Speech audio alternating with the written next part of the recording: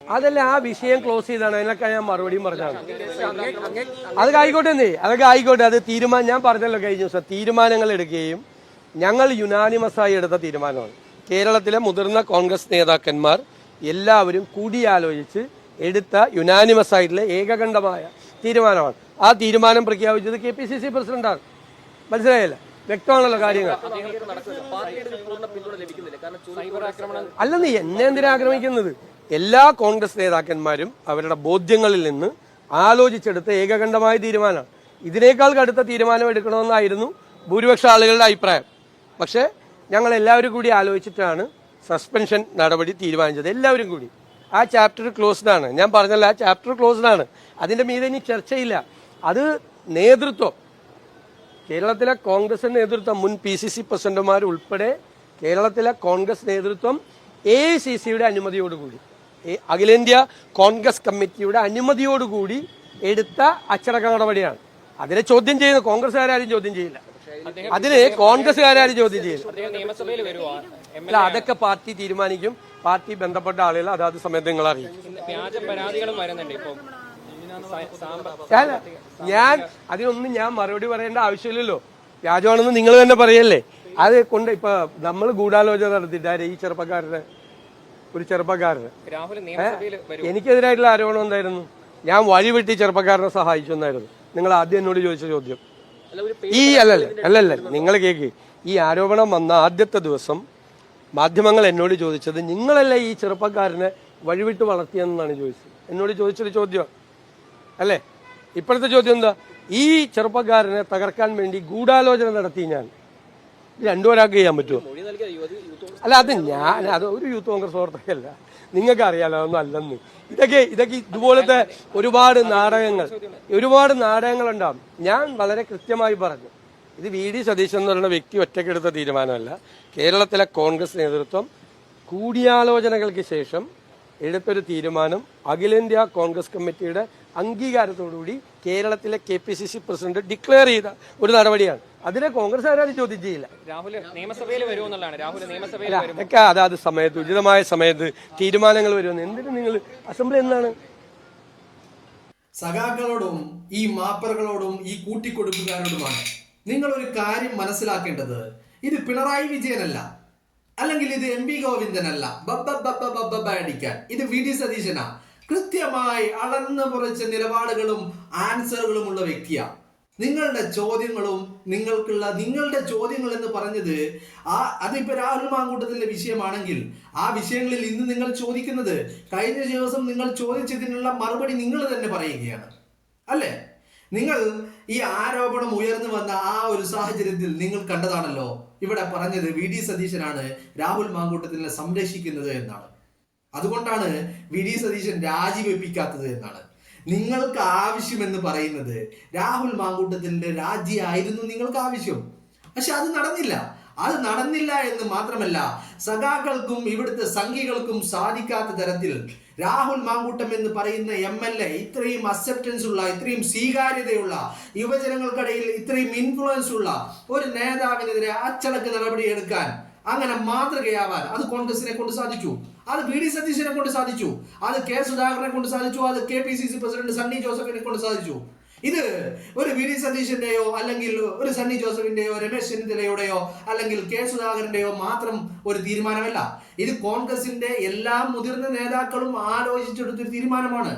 ഈ തീരുമാനം എന്ന് പറയുന്നത് അത് വളരെ കൃത്യമായ അച്ചടക്ക നടപടി തന്നെയാണ്.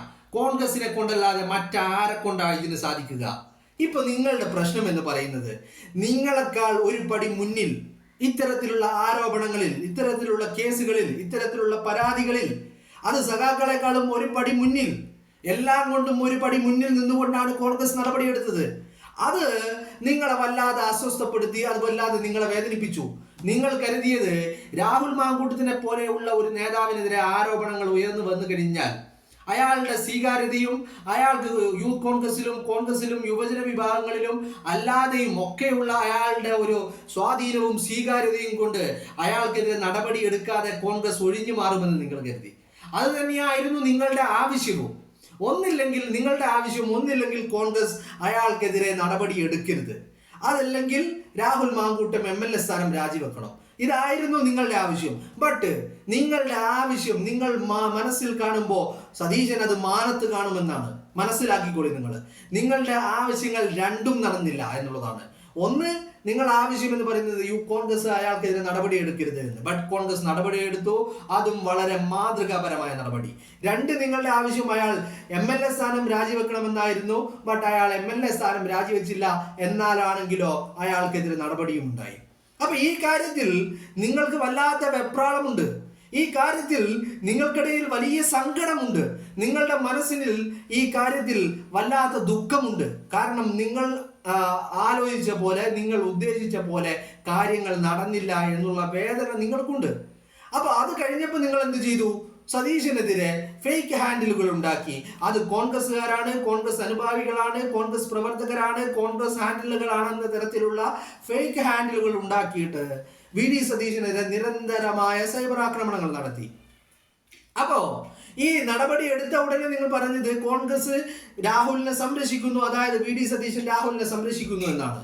അങ്ങനെ ഈ നിരന്തരമായ ഒരു ആക്രമണം, സൈബർ ആക്രമണം രാഹുൽ ഫാൻസ്, കോൺഗ്രസ് പ്രവർത്തകർ എന്ന രീതിയിൽ ഉണ്ടാക്കിയെടുത്തിട്ട് അതുവഴി രാഹുലിനെയും ഈ VD സതീശൻക്കിടയിലും ഒരു വൈരാഗ്യം ഉണ്ടാക്കി തീർക്കുവാൻ നിങ്ങൾ ശ്രമിച്ചു.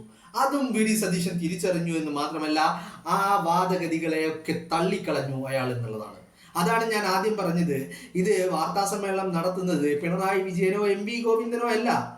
ഇയാളുടെ ഒരു സാമർത്ഥ്യം, അയാളുടെ മിടുക്ക് അതൊന്ന് വേറെ തന്നെയാ. ഇപ്പോ അവസാനം നിങ്ങൾ VD സതീശനെതിരെ അടുത്ത ഒരു പടി കൂടി കടന്നുള്ള നിങ്ങളുടെ നീക്കങ്ങൾ, അതെന്ന് പറഞ്ഞാൽ അങ്ങ് എവിടെ നിന്ന് AKG സെന്ററിൽ നിന്ന് ഒരു പരാതി എഴുതിയിട്ട് ഒരു യുവതിയുടെ കയ്യിൽ കൊടുത്തിട്ട് പരാതിയായിട്ട് കൊണ്ടുചെന്ന് കൊടുക്കാൻ പറയുന്നു. ആ പരാതി കൊണ്ടുചെന്ന് പോലീസിൽ കൊടുത്ത ഉടനെ മാധ്യമങ്ങളിൽ വാർത്ത വരുന്നു അത് യൂത്ത് കോൺഗ്രസിന്റെ വനിതാ നേതാവാണെന്ന്. ഇതെങ്ങനെയാണ് മാധ്യമങ്ങൾക്ക് കിട്ടിയത്? മാധ്യമങ്ങൾക്ക് നിങ്ങൾ പറഞ്ഞു കൊടുത്തു യൂത്ത് കോൺഗ്രസിന്റെ ഒരു വനിതാ നേതാവ് VD സതീശനെതിരെയും രമേശ് ചെന്നിത്തലക്കെതിരെയും ഇത്തരത്തിൽ പരാതി നൽകി രാഹുലിന് അനുകൂലമായിട്ട് എന്ന്. ആര് പറഞ്ഞു കൊടുത്തു? ഈ സഖാക്കൾ മീഡിയകൾക്ക് പറഞ്ഞു കൊടുത്തു. സഖാക്കൾ പറഞ്ഞതനുസരിച്ച് നിങ്ങൾ നൽകിയ പരാതിക്ക് അടിസ്ഥാനമായിട്ട് വാർത്താ മാധ്യമങ്ങൾ ആ വാർത്ത കൊടുത്തു, വ്യാജമായ വാർത്ത. അതായത് യൂത്ത് കോൺഗ്രസിന്റെ വനിതാ നേതാവ് ഇത്തരത്തിൽ ഒരു പരാതി, ഗൂഢാലോചന നടത്തിയത് രമേശ് ചെന്നിത്തലയും VD സതീശനുമാണ് എന്നുള്ള പരാതി നൽകിയിരിക്കുന്നു എന്ന് വാർത്ത നൽകി. ഇതേ പരാതിക്കാരി ജീന സജി എന്ന് പറയുന്ന പരാതിക്കാരി, ആ യുവതി മാധ്യമങ്ങളോട് വിളിച്ചിട്ട് പറഞ്ഞു, ഞാൻ യൂത്ത് കോൺഗ്രസിന്റെ അംഗമല്ല, എനിക്ക് മെമ്പർഷിപ്പ് ഉള്ളത് DYFIയിലാണെന്ന്. അത് മാത്രമല്ല, അവർ വീണ്ടും പറയുന്നു, ഞാൻ പരാതി കൊടുത്ത പരാതിയിൽ എനിക്ക് ഒരു സംശയമാണ്, അതിൽ ഞാൻ VD സതീശന്റെയോ രമേശ് ചെന്നിത്തലയുടെ പേര് പറഞ്ഞിട്ടില്ല എന്ന് അവർ പറയുന്നു. അപ്പൊ വീണ്ടും മാധ്യമങ്ങൾ പറയുന്നു അവർക്ക് കോൺഗ്രസ് മെമ്പർഷിപ്പ് ഇല്ല, അംഗത്വമില്ല, യൂത്ത് കോൺഗ്രസിന്റെ അംഗത്വമില്ല, ഒന്നുമില്ല. ബട്ട് അവർക്ക് കോൺഗ്രസിന്റെ, യൂത്ത് കോൺഗ്രസിന്റെ നേതാക്കളുമായിട്ടൊക്കെ ചില അടുത്ത ബന്ധങ്ങളുണ്ട് എന്ന് പറയുന്നു. ആഹാ, കൊള്ളാം. നാടകങ്ങൾ എന്താണെങ്കിലും ഗുണ്ടി നേതാവ് പൊളിച്ചു തന്നെ കയ്യിൽ തന്നിട്ടുണ്ട്. എന്താണെങ്കിലും നിങ്ങൾ നാടകങ്ങൾ കളിക്കുമ്പോൾ, ആ നാടകങ്ങൾ രചിക്കുമ്പോൾ അതിലെ കഥാപാത്രങ്ങളെ കൂടി മിനുക്കിയെടുക്കുക എന്നുള്ളത് നിങ്ങളുടെ ഉത്തരവാദിത്തമാണ്. അതല്ലെങ്കിൽ ആ കഥാപാത്രത്തെ അതിന്റെ പൂർണ്ണ അർത്ഥത്തിൽ ഉൾക്കൊള്ളാൻ കഴിയാത്ത ആളുകളെ നിങ്ങൾ തിരഞ്ഞെടുത്തു കഴിഞ്ഞാൽ ഇത്തരത്തിൽ നാടകം തന്നെ അടപടലം മൂഞ്ചിപ്പോകുമെന്നുള്ളതാണ്. അതാണ് ഒന്നുകൂടി ഒരു പടി കൂടി കടന്ന് സതീശൻ അതങ്ങ് പൊടിച്ച് കയ്യിൽ കൊടുത്തു. ഗുണ്ടി മുതൽ ഗുണ്ടികളുടെ കേന്ദ്രമായിട്ടുള്ള AKG സെന്റർ അടക്കം മൂഞ്ചിപ്പോയി. നല്ല ഒന്നാം തരം മൂഞ്ചൽ. ഇതിനപ്പുറത്തേക്ക് വേറൊരു മൂഞ്ചലില്ല. മാധ്യമങ്ങൾ അതിനേക്കാൾ വലിയ മൂഞ്ചലായിപ്പോയി. കാരണം ആദ്യം തന്നെ ഇത് വനിതാ കോൺഗ്രസ് നേതാവാണെന്ന് അങ്ങോട്ട് പറയുക. ഇത് പറയാൻ ഇവർക്ക് എവിടുന്നാണ് ഇൻഫർമേഷൻ? AKG സെന്ററിൽ നിന്ന് കൊടുക്കുന്ന ഇൻഫർമേഷനുകൾ പ്രകാരമാണ് നിങ്ങൾ മാധ്യമ പ്രവർത്തനം നടത്തുന്നതെങ്കിൽ അതിന് മാധ്യമ പ്രവർത്തനം എന്നല്ല ഞങ്ങൾ പറയുന്നത്, അതിന് പറയുന്ന പേരാണ് കൂട്ടിക്കൊടുപ്പ് എന്ന്. അല്ലേ? ഇത്തരത്തിൽ വ്യാജങ്ങൾ മാത്രം പടച്ചു വിടുന്ന ഒരു സംഘമായിട്ട് മാധ്യമ പ്രവർത്തകർ അതപ്പതിച്ചു പോയിരിക്കുന്നു. അല്ലെങ്കിൽ നിങ്ങൾ എന്ത് ധാർമ്മികതയാണ് നിങ്ങൾക്കുള്ളത്? നിങ്ങളൊന്ന് ആലോചിച്ച് നോക്കുക. ഈ കാര്യത്തിൽ, ഈ ജീന സജിയുടെ കാര്യത്തിൽ നിങ്ങൾ പടച്ചു വിട്ടിരിക്കുന്ന വാർത്തകൾ അത്രയും വ്യാജമല്ലേ? ജീന സജി തന്നെ പറയുന്നു ഞാൻ രമേശ് ചെന്നിത്തലയുടെയും വി ഡി സതീശന്റെയും പേര് പറഞ്ഞിട്ടില്ലെന്ന്. ഈ ജീന സജി തന്നെ പറയുന്നു എനിക്ക് കോൺഗ്രസിലോ യൂത്ത് കോൺഗ്രസിലോ മെമ്പർഷിപ്പോ അംഗത്വമോ ഇല്ല എന്ന്. ഞാൻ ഈ യൂത്ത് കോൺഗ്രസിന്റെ വനിതാ നേതാവല്ല എന്ന് ജീന സജി തന്നെ സാക്ഷ്യം പറയുന്നു. അതിനപ്പുറത്തേക്ക് അവർ പറയുന്ന മറ്റൊരു കാര്യമുണ്ട്. അവർക്ക് മെമ്പർഷിപ്പും അംഗത്വവും ഉള്ളത് ഡിവൈഎഫ്ഐയിലാണെന്ന് അവർ പറയുന്നു. അതിനപ്പുറത്തേക്ക് അവർ ഈ നൽകിയിരിക്കുന്ന പരാതി ആ പരാതി തയ്യാറാക്കി കൊടുത്തത്, അത് എഴുതി കൊടുത്തത് ഈ AKG സെന്ററിൽ നിന്നാണെന്ന് അവർ സാക്ഷ്യപ്പെടുത്തുന്നു. ഇങ്ങനെയൊക്കെ ഈ പരാതി കൊടുത്ത മൊഴി കൊടുത്തു എന്ന് നിങ്ങൾ പറയുന്ന വ്യക്തി വന്നിട്ട് പറയുമ്പോൾ, അതും നിങ്ങളോട് തന്നെ പറയുമ്പോൾ, മാധ്യമപ്രവർത്തകരോട് തന്നെ അവർ അവരുടെ കാര്യങ്ങൾ ഇത്ര വിശദമായിട്ട് പറഞ്ഞു നൽകുമ്പോൾ, പിന്നെ അത് വിശ്വസിക്കാതെ വീണ്ടും ഇത്തരത്തിൽ മറ്റാരോ പറഞ്ഞു കൊടുത്ത കാര്യങ്ങൾ വിശ്വാസത്തിലെടുത്ത് അത് മാത്രം പ്രചരിപ്പിക്കുന്ന എന്ത് തന്തയില്ലായ്മത്തരമാണ് നിങ്ങൾ കാണിക്കുന്നത്? ഇതാണോ മാധ്യമധർമ്മം? ഇതാണോ മാധ്യമ പ്രവർത്തനം? ഇതിന് കൂട്ടിക്കൊടുപ്പ് എന്നല്ല പറയേണ്ടത്, അല്ലേ? അപ്പോ നാടകം കളിക്കാൻ ഇറങ്ങുമ്പോൾ, നാടകം രചിക്കുമ്പോൾ അതിലെ കഥാപാത്രങ്ങൾ തിരക്കഥ മാത്രം അത്രയധികം ഭംഗിയുള്ളതാക്കിയാൽ പോരാ. കഥാപാത്രങ്ങൾ തിരക്കഥക്കനുസരിച്ച് പെർഫോം ചെയ്യാൻ കഴിവുള്ളവരായിരിക്കണം. അതല്ലെങ്കിൽ നാടകം പൊളിഞ്ഞു പോകും. ഇനി കഥാപാത്രങ്ങൾ പെർഫോം ചെയ്യാൻ കഴിവുള്ളവരും തിരക്കഥ മോശവുമായി കഴിഞ്ഞാൽ അവിടെയും നാടകം പൊളിയും. അപ്പൊ അത്തരത്തിലുള്ള നാടകങ്ങളുമായിട്ട് കോൺഗ്രസിന്റെ മെക്കെട്ട് കയറാൻ വരണ്ട. ആ കാര്യം, ഈ പരിപ്പ്, നിങ്ങളുടെ ഈ പരിപ്പ് കോൺഗ്രസിന്റെ കലത്തിൽ വേവൂല. അത് വേവുന്ന കലമുള്ളത് AKG സെന്ററിൽ മാത്രമാണ്. പിന്നെ രണ്ടാമത്തെ ഒരു കലമുണ്ട്, അത് പിണറായി വിജയൻ ഇരിക്കുന്ന ക്ലിഫ് ഹൗസിലാണ് ഉള്ളത്. അത് നിങ്ങൾക്ക് പോയിട്ട് എടുത്തു കൊണ്ടുവന്നിട്ട് ക്ലിഫ് ഹൗസിലുള്ള ആ കലത്തിൽ കൊണ്ടുവന്നിട്ട് ഈ പരിപ്പ് വേവിക്കുവാനുള്ള വല്ല വഴിയുമുണ്ടോ എന്ന് നോക്ക്.